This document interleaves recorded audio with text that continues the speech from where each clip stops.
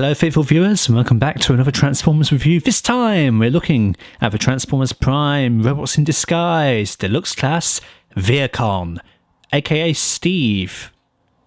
Because apparently that's what TF Ricky likes to call him. So Steve the Vehicon here, basically he's the Batmobile. There's no better way to describe it really. It's a black, angular looking car with sharp edges. He's Batman. I like it though. It's a very basic, simple vehicle mode. Not a lot of detail to it, but conceptually, I think it is really quite nice. You can see there is on the front grille here kind of a moulded Decepticon insignia, which is pretty cool. And I'm not talking about the black purple actual Decepticon logo. I'm talking about all of this detail right here. Love it. You've got translucent windows. All of this is actually painted clear plastic, apart from the windows, obviously. We'll get into all of this come the transformation, because the thing that this figure is renowned for is a spectacular transformation sequence. This is a rare case, and I will reiterate this later, believe me, where the RID counterpart of a figure is superior to the first edition counterpart, because the Vehicon here got a first edition run. Now, I've said in the past that the first edition line was spectacular, and it is, I still stand by that. But this is the one case where a successor figure does the job better. You've got silver hubcaps there, cool. Nice purple on the back, cool. Got a nice spoiler there, angular, sharp, deadly, love it. That's kind of it. Flip it onto the underside. You can kind of see what's going to become what, you know, legs, hands, sort of there. There's the head at the back. We'll take a quick look at the accessory that Vehicon Steve comes with. This is his blaster, and it's sculpted quite nicely. It's nice and triangular as it is in the TV show, so it's quite accurate. Nice detailing all along the side. You can see very nice intricate work, sharp edges. You've got a 5mm peg there, which is your basic kind of mech tech kind of thing. Interestingly, this has a rather unique way of connecting to the vehicle mode. So you can see at the back here, there are a couple of prongs, for lack of a better term. And if we come to the Vehicon and specifically where the lights are, what we can do is if we just clip it on like that. There you go. That is basically your vehicle mode storage. Again, for lack of a better term. But it kind of gives him kind of a, oh, what was the thing in Dark of the Moon that they had? Stealth Force, that was it. It's an approximation and it's just nice. I think the Vehicons do use their guns in vehicle mode in the show itself. So it's a good way of recreating something from that. It's a bit goofy, but the force is nice.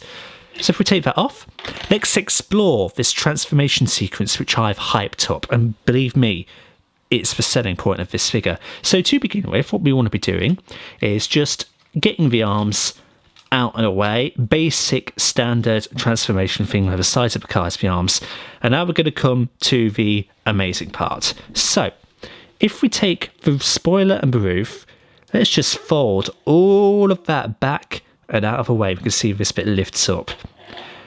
Then fold and separate as you do.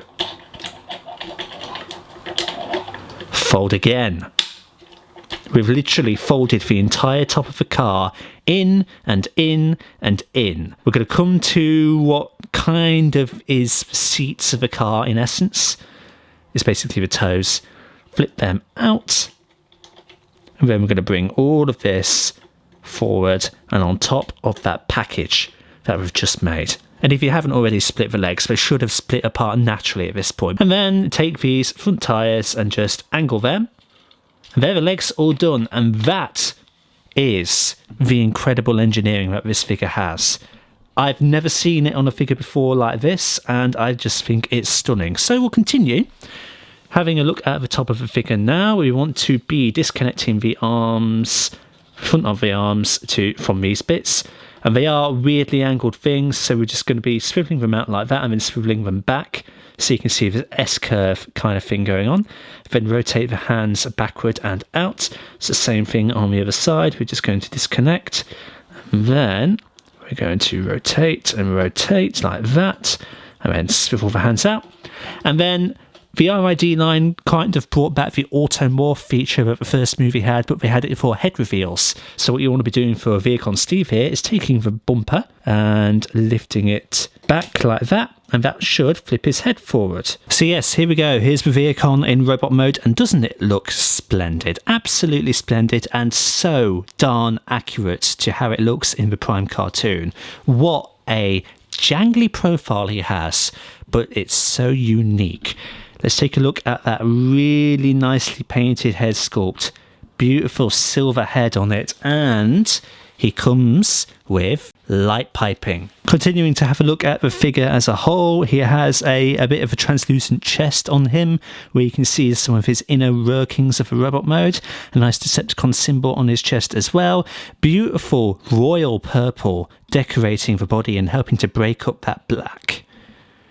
Absolutely splendid. Another nice thing about this figure, no back kibble to speak of, apart from the back of the car, the very back of the car, but it's incorporated spectacularly, and besides, no back kibble because of that amazing engineering on his legs. Sublime, top tier. For gimmickry in robot mode, we're going to bring this gun back, and he can hold the gun via the pegs on the sides there, so that's an option if you want to implement that, but it's a bit daft considering that he never actually does that in the cartoon. So what we're going to do is release that, and I'm going to put it on his left arm because I think, again, it looks better here. We're going to fold the hand away, then incorporating those prongs that we did in vehicle mode.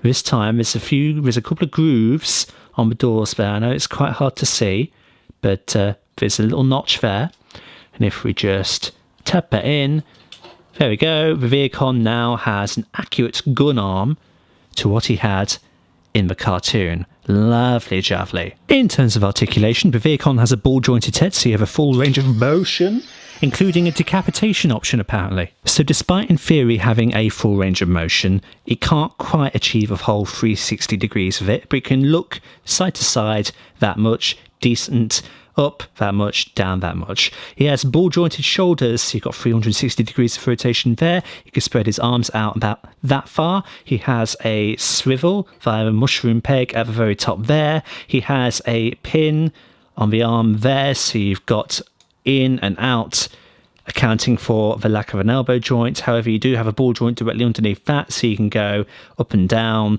all around there. Nice range of motion.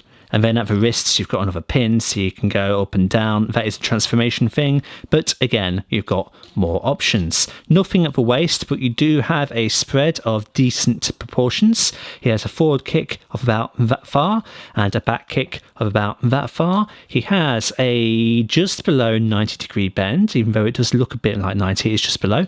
And then in terms of toes and feet, he's got up and down wiggle there.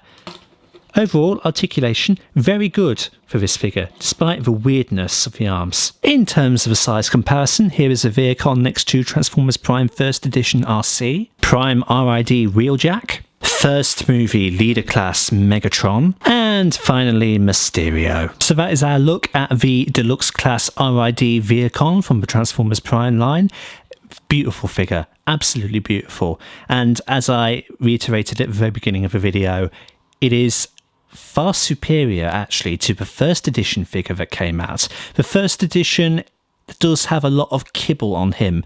The engineering on this one is so much better refined that it is all hidden away within the depths of his legs, and thus he has one of the cleanest backpacks I've ever seen on any Transformers figure. That, coupled with beautiful sculpt work and paint work and excellent articulation, makes this Vehicon a valued member of my collection, and I highly recommend this figure to anyone who is seeking out a Vehicon.